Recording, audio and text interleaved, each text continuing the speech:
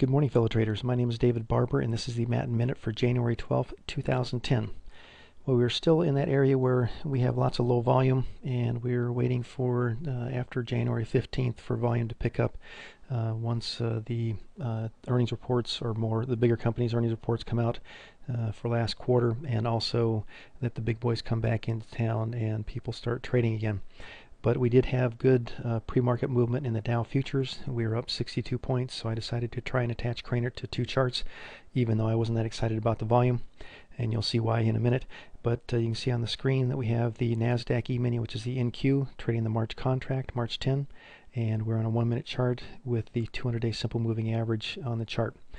You can see I had two trades. Both of them were losers. The first one took less than a minute, and I ended up losing 2.25 points, and actually 2.5 points. The second trade took about 5 minutes, and we ended up losing about 2.25.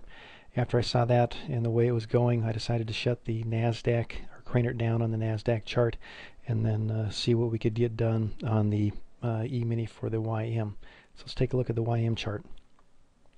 The YM chart, initially we took our first trade somewhere around 637, and ended up with a 10-point loss going from 10.557 to 10.547.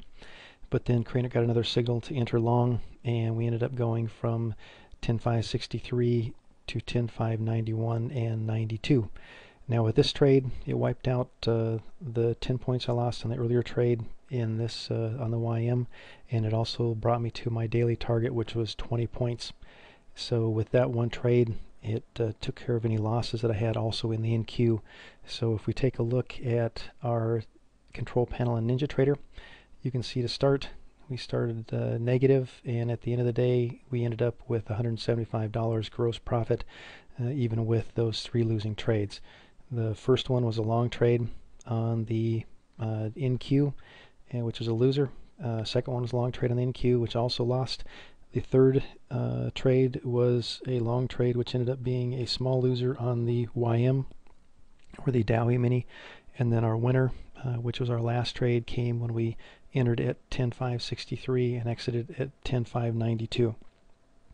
So again, you can see that one trade can make you whole, but again, trading in these low volume times, and even with good market movement, what I consider to be decent market movement, you are still taking a chance. But that's it for the day.